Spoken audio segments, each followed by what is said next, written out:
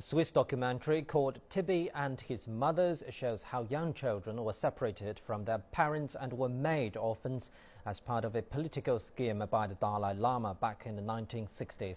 The Ueli Meier documentary shows just how blood ties were torn apart by unnatural forces. Zhang Yilei has more.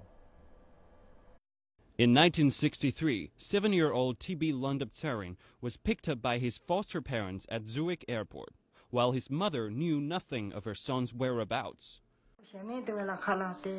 I fed and clothed all my children, but I didn't have you with me. I didn't even know if my child was alive. Tibi was one of the 200 so-called Tibetan orphans who were brought to Switzerland in the 1960s from a nursery headed by the Dalai Lama's elder sister.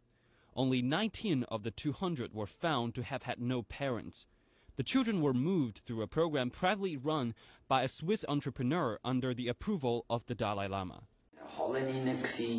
We arrived at Zurich airport. Then we were brought to a large room. On one side of the room were these older Western people. On the other side, we had to stand in a row.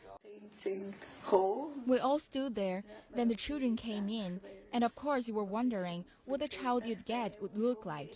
According to documents collected by the production team, the Swiss businessman and the Dalai Lama had divergent interests in the arrangements of these children. While the businessman wanted to build a refuge for children, the Dalai Lama appeared to want to turn the children into elite human resources for the Tibetan government in exile.